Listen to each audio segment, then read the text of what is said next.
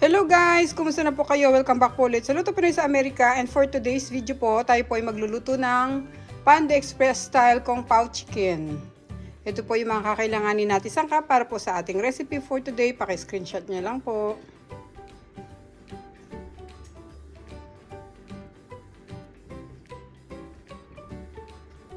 Yan. Sa mga bago po sa aming channel, sana po mag-subscribe kayo sa Lutong Pinoy sa Amerika at paki-check nyo yung other videos namin.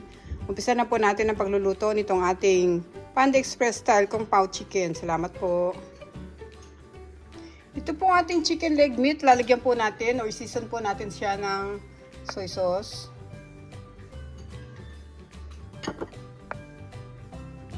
Tapos lagyan din natin ng oyster sauce.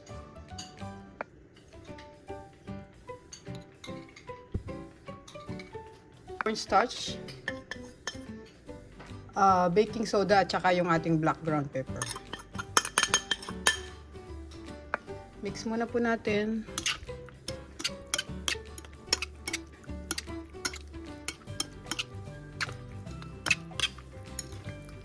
Hayaan lang natin nakamarinate dito yung ating manok. Susunod naman natin yung ating gagamiting sauce para po sa ating Kung Pao Chicken. Set aside muna po natin itong ating chicken. Kuha po tayo ng isang bowl. Dito natin ihahalo yung ating sauce. Ito sa bowl natin, lagyan natin siya ng chicken stock.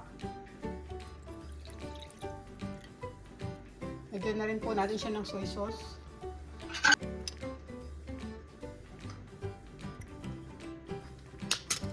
Yung ating oyster sauce.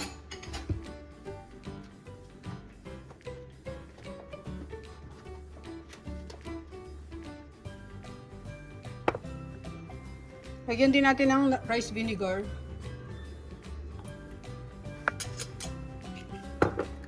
Tapos lagay po natin itong white sugar at saka itong ating cornstarch. Tutunawin natin dito. Yan, may sugar na po yan at saka yung cornstarch.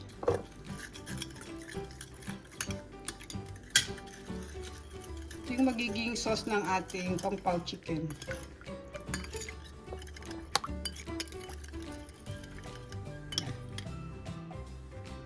Painit po tayo dito ng kawali. Dito natin lulutuin yung ating chicken or yung Kung Pao Chicken natin. Ngayon mainit na po siya. Maglagay tayo ng mantika. Maglalagay po ako ng mga 3 tablespoon.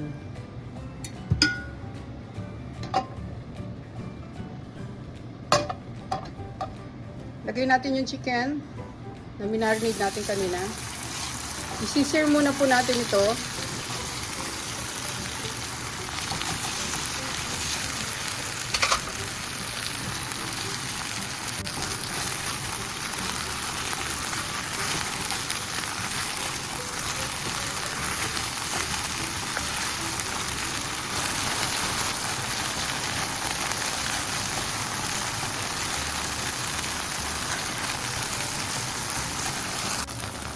Pag ganito na po yung consistency niya, yan, medyo nag-brown na sila. Tatanggalin natin, guys. Lagay natin dito sa ating plate.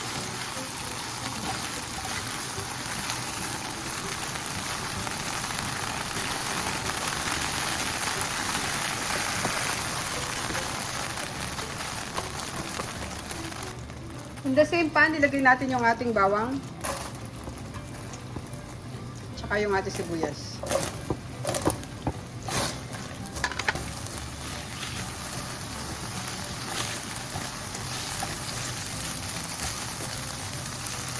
Maglalagay lang ako ng konting grated ginger. Meron akong ginger dito. I-grate na lang natin para hindi masyadong malasaan ng bata. Yan. Konti lang.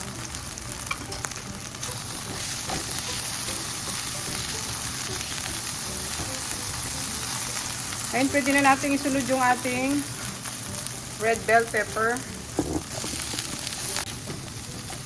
Ngayon guys, sunod natin yung ating zucchini.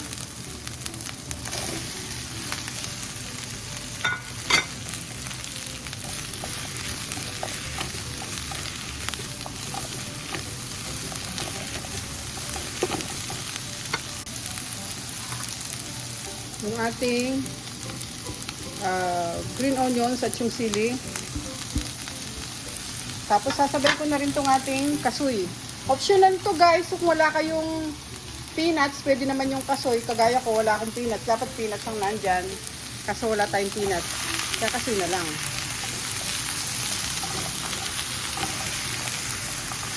Halu-haluin lang natin to.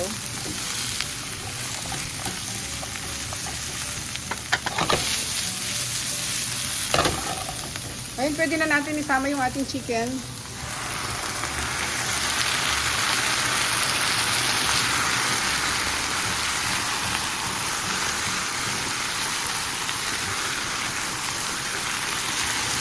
Saka natin ibubuhos yung ating sauce.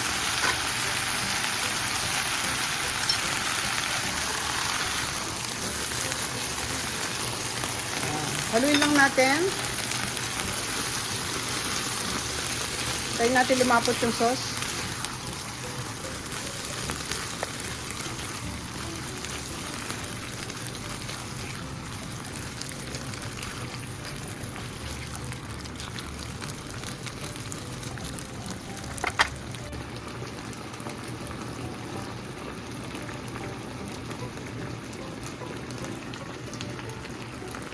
Okay guys, luto na po itong ating Kung Pao chicken.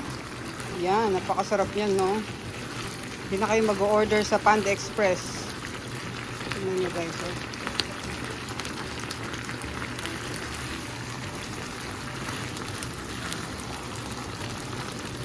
Off na natin yung stove, tapos lagay na natin siya sa ating serving plate.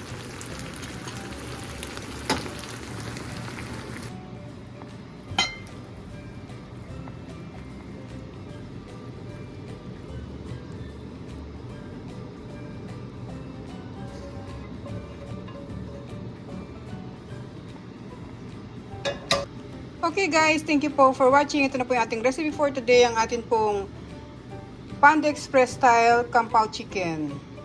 Maraming salamat po guys sa panonood. Sana po gayahin niyo po ito. Napakasarap po nito. Hindi na po kayo order sa restaurant or sa fast food ng Panda Express or sa mga Chinese fast food pag nasubukan niyo po ito. Thank you so much guys for watching. At po tayong lahat. God bless po, and pakicheck niyo po yung other videos namin. So hindi pa po nakasubscribe, sana po mag-subscribe kayo sa Luto Pinoy sa Amerika, at pakicheck niyo po yung other videos namin. Ingat po tayong lahat guys. God bless po. Salamat po sa Diyos sa panibagong araw. Ito na po ang ating recipe for today. Ang ating pong Kung Pao chicken. Salamat po.